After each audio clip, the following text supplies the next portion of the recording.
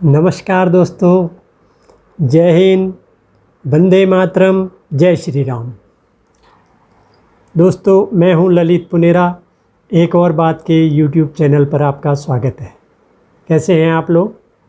बढ़िया होंगे, अच्छी बात है। दोस्तों, सबसे पहले आज का विचार। यदि हम सभी को प्यार करते हैं, सभी से स्नेह करते हैं, तो यह सत्य है कि हमने अपने जीवन में कई जगहों पर सामाजिक मूल्यों का और नैतिक मूल्यों का समझौता किया है। और यदि सब लोग हमें चाहते हैं, सब लोग हमें प्यार करते हैं, तो यह भी सत्य है कि हमने दूसरों की गलतियों को नज़रअंदाज किया है और उसे ज़्यादा महत्व नहीं दिया, इसलिए सब लोग हमें प्यार करते हैं। तो ये तो था दोस्तों आज का विचार। आज की वीडियो में हम चर्चा करेंगे हमारे देश के महान राजा ध्रुव के विषय में।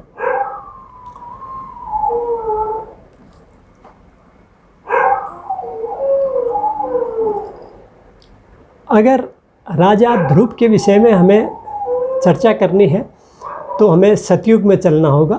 अयोध्या के राजा उत्तानपाद की दो पत्नियां थीं। बड़ी पत्नी का नाम था सुनीति और छोटी पत्नी का नाम था सुरुचि। जो राजा उत्तानपाद की बड़ी पत्नी सुनीति है, उनके पुत्र हुए ध्रुव, और जो छोटी रानी हुई सुरुचि, उनके पुत्र हुए उत्तम। एक बार की बात है, जब ध्रुव अपने पिता उत्तानपाद की गोद में बैठ करके खेल रहे थे, बाल क्रीड़ा कर रहे थे, तो जो उनकी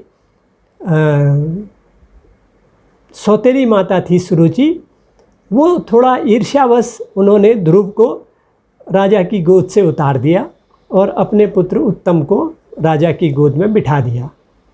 होता ही है अपने पुत्र के लिए प्यार, और जो अपनी सौत होती है उनके पुत्रों के लिए स्वाभाविक है थोड़ा ईर्ष्या भाव रहा होगा। तो यह बात ध्रुव को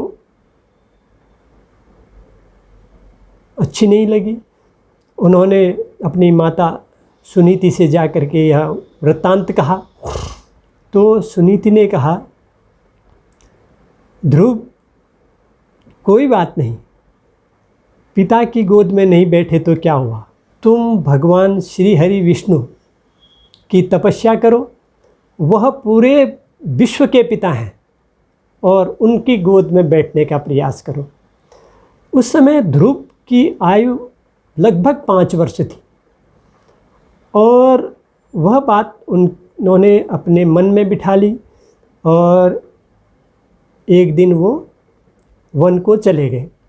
वहाँ पर वन में उन्हें कुछ ऋषि मुनिगण मिले, जिनमें मरीचि, अत्रि, अंगिरा, पुलत्स्य, पुलह, क्रतु और महर्षि वशिष्ठ, ये 7 ऋषि उन्हें मिले। तो उन्होंने ध्रुव को वन में अकेला देखा तो पूछा कि पुत्र, तुम वन में क्या करने आए हो? तो उन्होंने बताया, ऐसी ऐसी बात हुई, मैं पिता की गोद में बैठा था, मेरी सौतेली माता सुरुचि ने मुझे गोद से उतार दिया, और फिर मैंने अपनी माता से कहा, तो माता ने मुझे कहा भगवान श्री हरि विष्णु की तपस्या करो, और वह सारे विश्व के पिता हैं, और उनकी गोद में बैठने का प्रयास करो, और तुम्हें जीवन का सभी सार्थक प्राप्त हो जाएगा, और जीवन का लक्ष्य तुम्हें प्राप्त हो जाएगा। तो उस 5 वर्ष के ध्रुव की ये बातें सुन करके ऋषि मुनि लोग बड़े अचंभित हुए, आश्चर्यचकित हुए। उन्होंने कहा, अभी तो तुम्हारी उम्र ही 5 वर्ष की है। बोला, कोई फ़र्क नहीं पड़ता। तो इतने में वहाँ पर नारद मुनि भी आ गए। तो नारद मुनि ने भी उनसे वार्ता की और ध्रुव के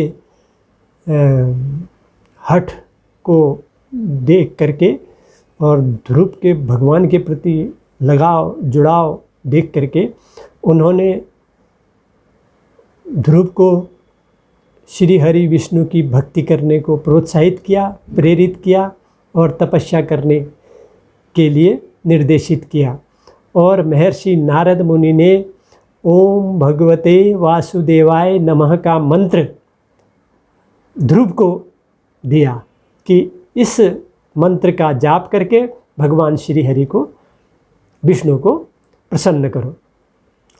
5 वर्ष की आयु में 6 माह तक उस बालक ने कठोर तपस्या करी और 6 माह व्यतीत होने पर भगवान श्री हरि विष्णु अवतार हुए, उन्हें दर्शन दिए और कहा कि भक्त ध्रुव, मैं तुम्हारी तपस्या से बहुत प्रसन्न हूँ, अब तुम बताओ तुम्हें क्या वरदान चाहिए।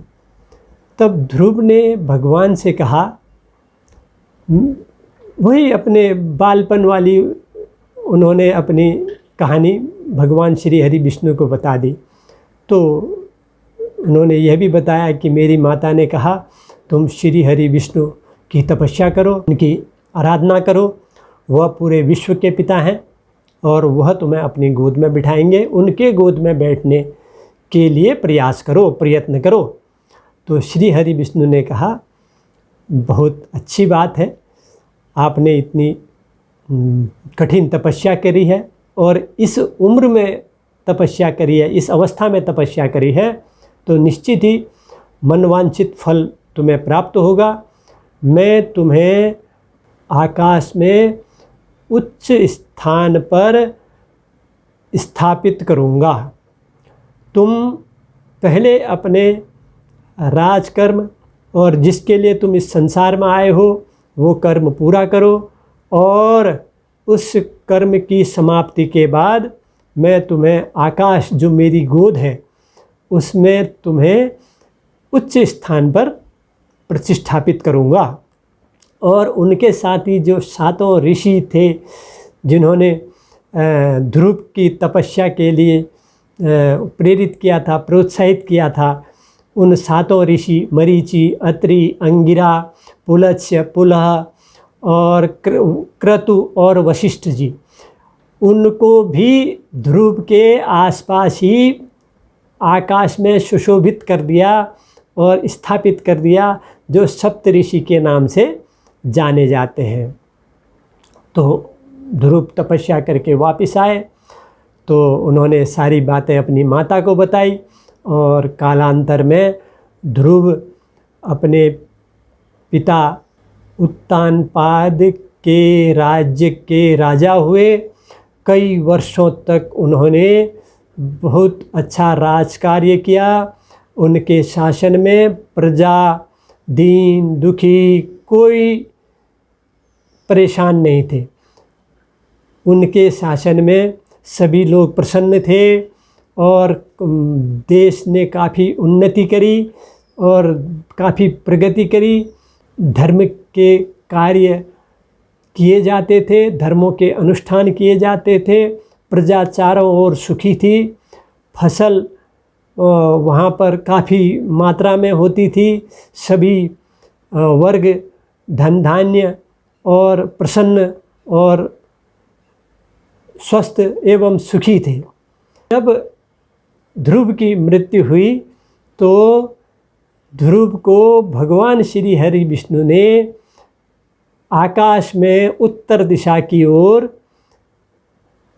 स्थापित कर दिया, जो आज भी हम ध्रुव तारा जो काफ़ी चमकदार है, चमकता है रात्रि में, उसके नाम से विख्यात हुए। और उन्हीं के आसपास ये 7 ऋषियों का समूह भी, जिसको सप्तऋषि मंडल कहते हैं, वो भी आकाश में सुशोभित होता है, शोभायमान होता है। तो यह थी हमारे महान महाराज ध्रुव की कथा। आज की वीडियो में दोस्तों इतना ही। अगले अंक में मिलेंगे एक और बात के साथ। तब तक के लिए नमस्कार, जय हिंद, वंदे मातरम, जय श्री राम। दोस्तों वीडियो को देखिए, लाइक कीजिए, शेयर कीजिए, कमेंट्स कीजिए और चैनल को सब्सक्राइब ज़रूर कीजिए। नमस्कार।